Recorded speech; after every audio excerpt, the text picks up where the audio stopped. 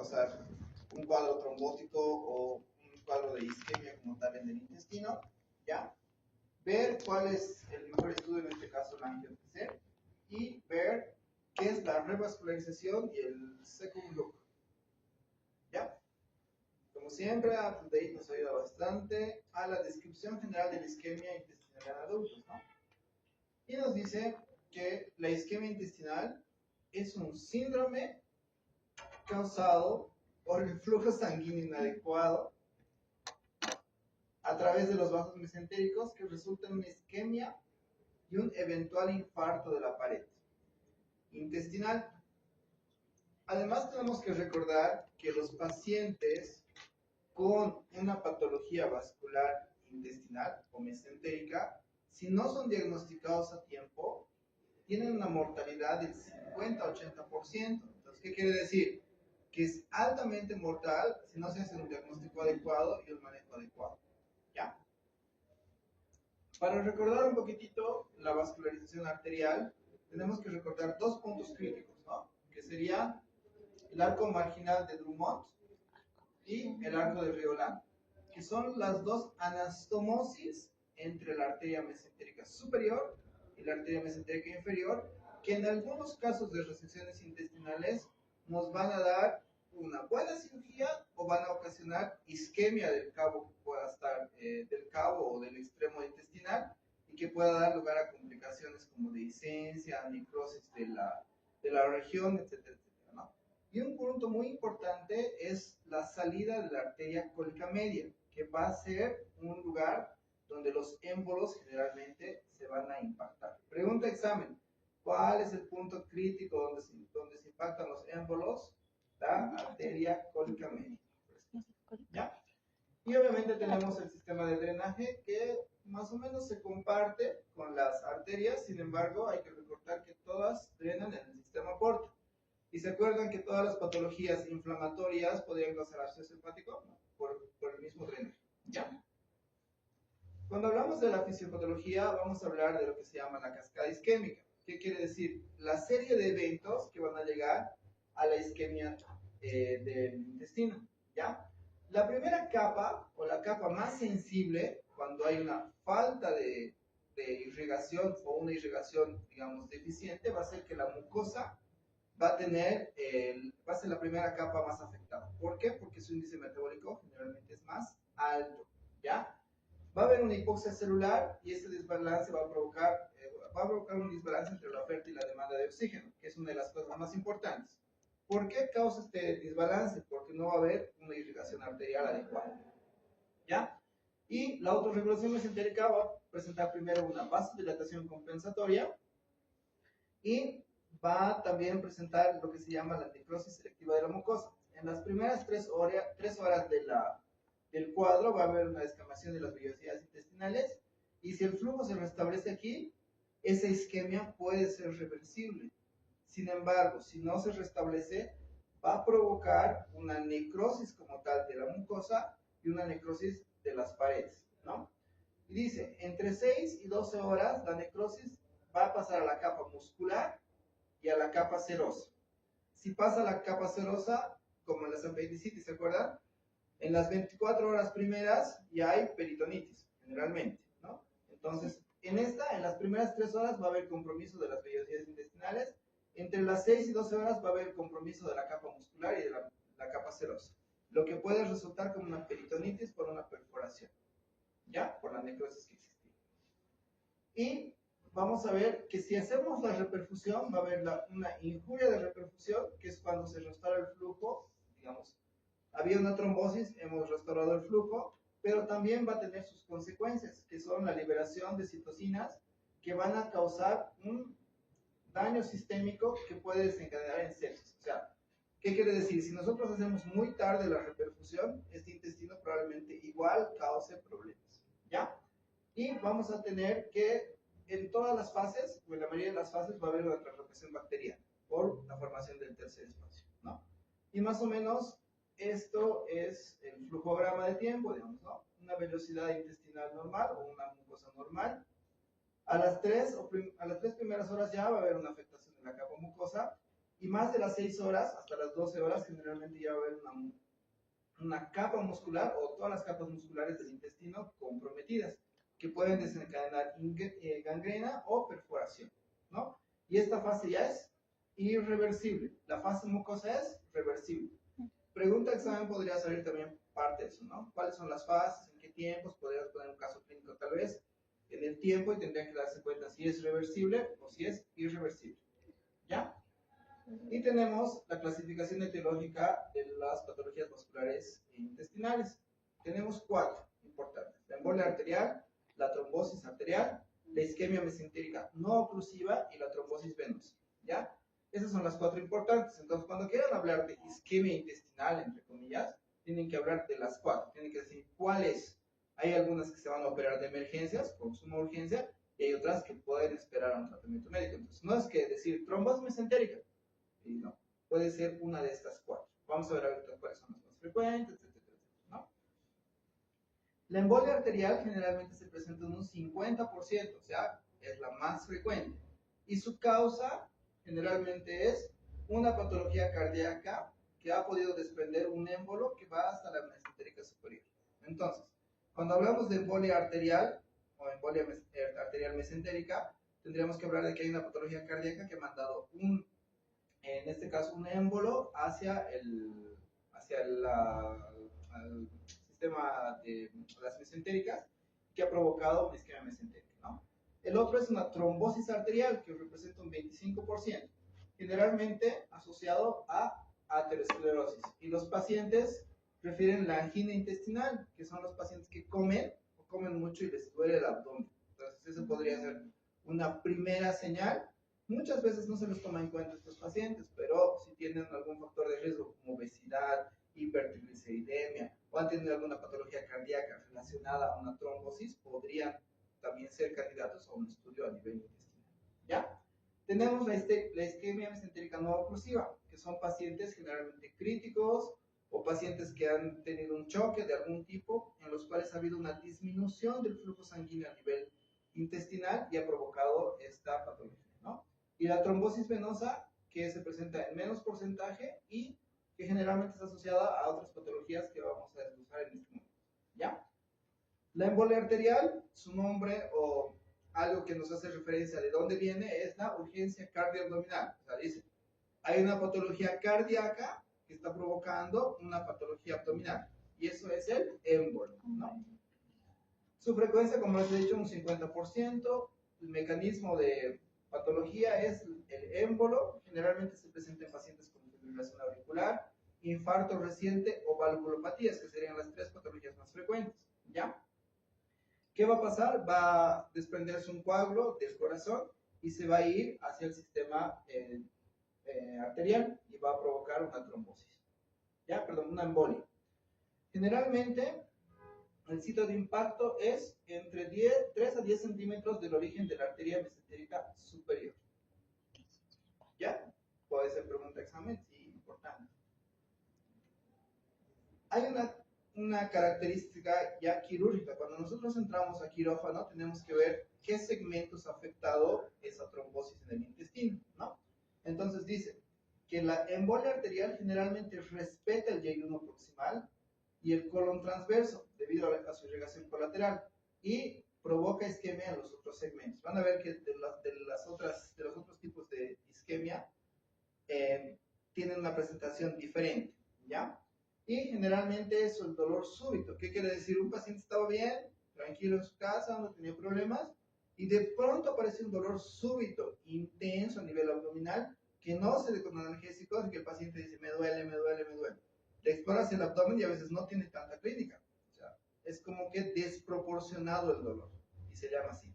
Es un dolor desproporcionado con la clínica del paciente. El paciente refiere dolor intenso y cuando le haces la palpación, la percusión, la auscultación, no encuentras tanto, parece un abdomen no tan complicado, digamos, ¿no? Esa es una de sus características, ¿ya?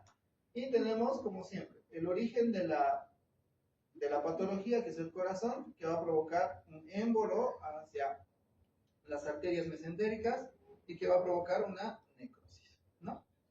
Tenemos aquí un estudio en el cual se ve la embolia, ¿no? está obstruyendo ese nivel. La otra patología es la trombosis arterial aguda. Y su característica es que va a ser el desencadenante de la angina. ¿Qué quiere decir? Que el paciente, como les decía, va a tener un dolor crónico. Este dolor no es como un rayo que aparece en un momento, sino es un paciente que ha tenido siempre molestias intestinales, comía mucho y le dolía el abdomen, por ejemplo, ¿no? Ese paciente podría ser, ¿ya? Frecuencia 25% de los casos, y el mecanismo es una formación de un trombo sobre una placa aterosclerótica previa. Es el equivalente a un infarto agudo del miocardio en un paciente con enfermedad coronaria. ¿Qué quiere decir? Los pacientes con enfermedad coronaria tienen trombosis, luego tienen placas ateromatosas y desarrollan un infarto agudo del miocardio. Es como un infarto mesentérico, en otras palabras, parecido. ¿Ya? Y generalmente el sitio de impacto o el origen del trombo es en la arteria mesentérica superior. ¿Ya?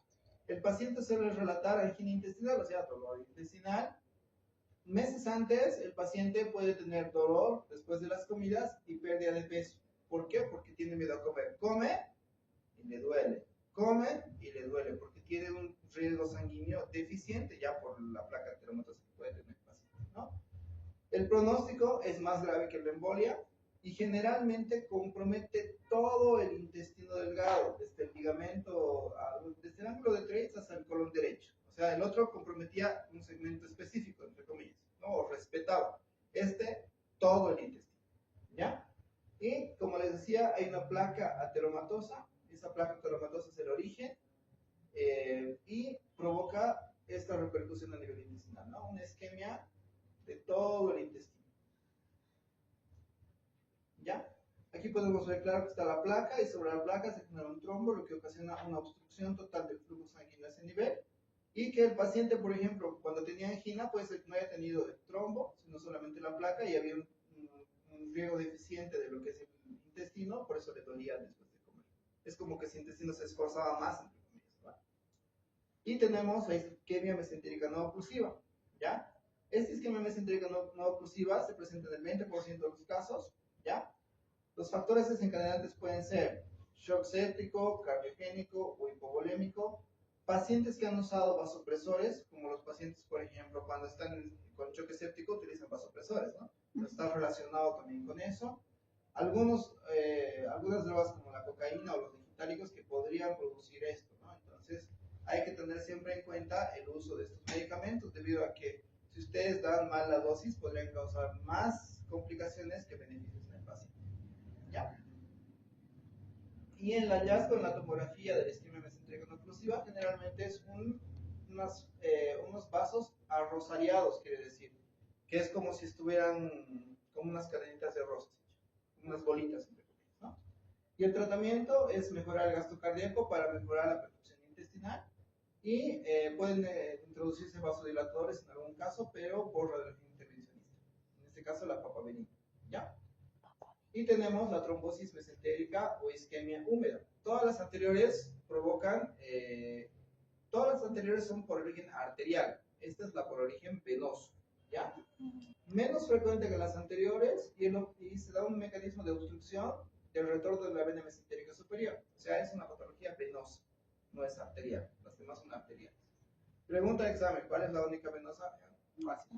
Trombosis venosa. No, ¿ya? Y va a provocar un edema masivo en la pared, porque no va a haber un retorno venoso adecuado, y por eso es una isquemia húmeda, ¿ya? Es edematoso, el intestino generalmente es edematoso. ¿Y quiénes son estos pacientes? Son pacientes con estados de hipercoagulabilidad que pueden tener, o con procesos abdominales como la pancreatitis, la cirrosis o la hipertensión portal, que pueden desencadenar esta patología. En el hallazgo quirúrgico generalmente se ve un intestino que está cianótico, edematoso, por eso se llama isquemia húmeda, y exudativo, ¿no? Está edematizado el intestino en general, ¿ya? Y la diferencia de la isquemia arterial es que es pálida y seca, o sea, esta es húmeda y la otra es pálida y seca, ¿ya? Y el tratamiento es anticoagulación. ¿Pacientes con trombosis venosa podrían hacer esto? ¿Qué dicen? Trombosis venosa en miembros inferiores. ¿Sí, no? Sí. Ah. ¿Qué hacen los pacientes con trombosis venosa profunda? Exactamente. Entonces es otro sistema, ¿no ven? Porque ese es el sistema portal. El otro es el sistema de la vena cava. No todo lo que brilla, solo cuidado. ¿Ya? Dice, como podemos observar, la etiología dicta la táctica, mientras que en la embolia buscamos una embolectomía rápida con catéter Fogarty, en la trombosis buscamos un bypass para pasar el ateroma. Por el contrario, en el NOMI, el bisturí suele quedar en un segundo plano, o sea que no requiere tratamiento quirúrgico generalmente, y solamente la estabilización hemodinámica puede ser el tratamiento. Identificar el mecanismo fisiopatológico mediante la angio-TC es lo que permite al cirujano ofrecer una terapia personalizada. O sea, no todas las trombosis se operan, o no todas las isquemias mesentéricas se operan. Algunas sí, algunas no.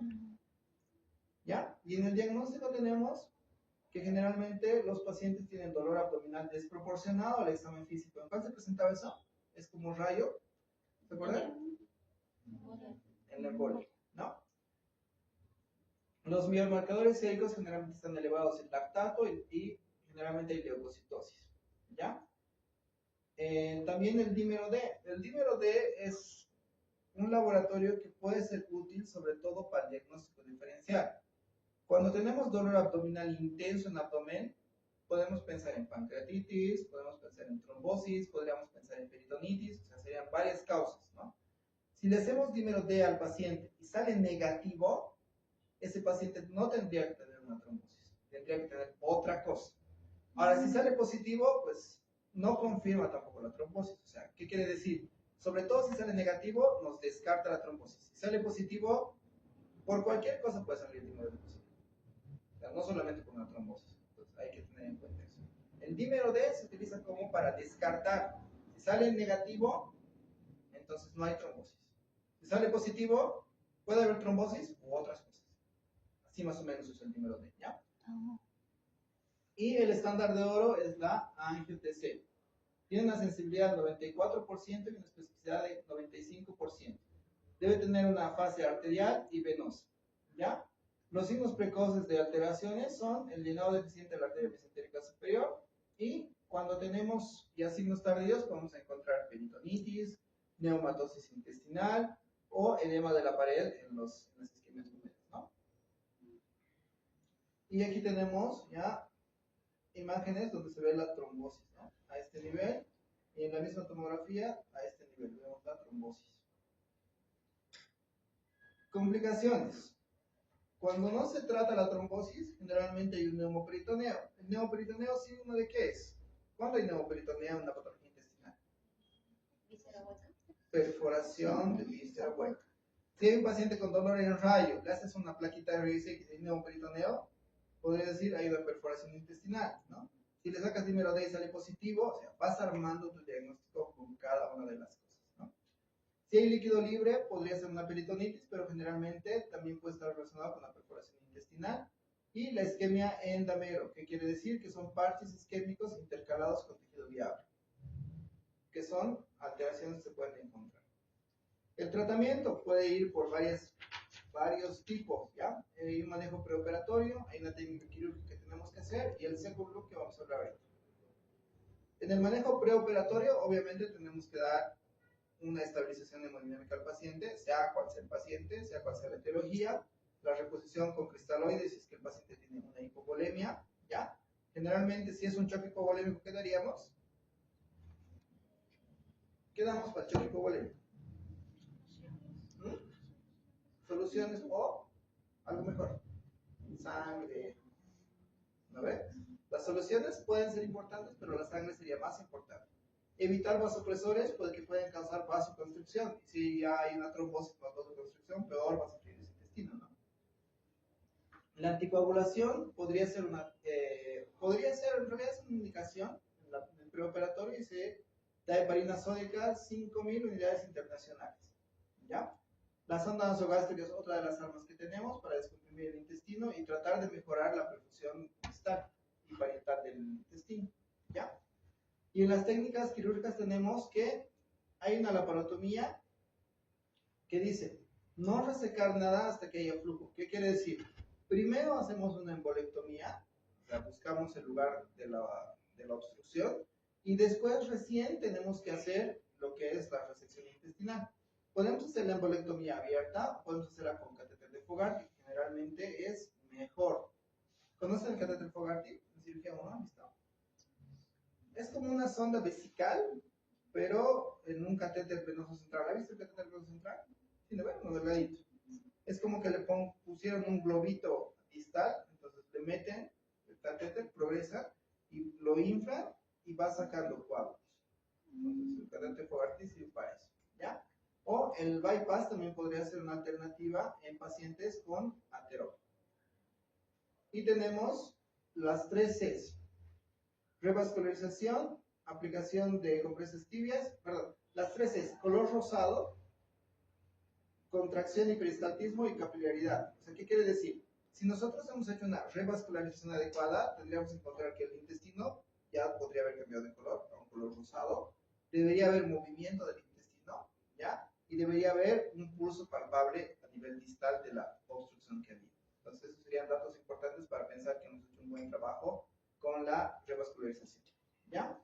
Y el second loop, que significa que nosotros ingresamos al quirófano, hacemos la revascularización del intestino y lo cerramos al paciente, ¿ya? Y volvemos a entrar en unas horas, que pueden ser generalmente 24 horas, volvemos a entrar en el paciente y ya vemos si la revascularización ha sido adecuada. Tal vez haya segmentos intestinales que estaban comprometidos y después ya no van a estar comprometidos, por lo tanto la resección intestinal ya no va a ser tan amplia. Por ejemplo, en la sala de cirugía se ven muchos pacientes operados de trombosis, isquemias, etcétera, etcétera, en los que les resecan todo el intestino delgado, generalmente. Y a veces les dejan 1 metro, 70 centímetros, 60 centímetros. Tú dices, pucha, ¿cómo va a vivir una persona con 60 centímetros? Entonces, el second loop sirve para eso, para tratar de darle un poquito más de chance a que haya un poco de intestino más viable. Si no, síndrome de intestino corto y los pacientes solamente fallecen a corto plazo, ya sea durante la internación. Si le has dado solución, en los próximos meses solamente fallecen los pacientes, ¿no? Porque su intestino es muy cortito para absorber. 60 centímetros de intestino, pues, muy corto. Por eso existe el second loop, pero no todos los cirujanos lo aplican. Hay algunos que en la primera cirugía resecan todo lo que ven y chao, ¿no? Entonces es complicado, ¿ya? Y tenemos que se dejan ¿cómo se llama? Un extremo del intestino en espera de la resección o anastomosis, se traslada al paciente a terapia intensiva y se vuelve a ingresar en el paciente. El objetivo, como les decía, es evitar el síndrome de intestino corto, que puede ser una patología muy, muy comprometedora en el paciente y que puede causar mortalidad alta, ¿ya? Es preferible volver a entrar que resecar intestino que podría recuperarse. Ese es el objetivo de la revisión en segundo paso, ¿ya? Y las conclusiones.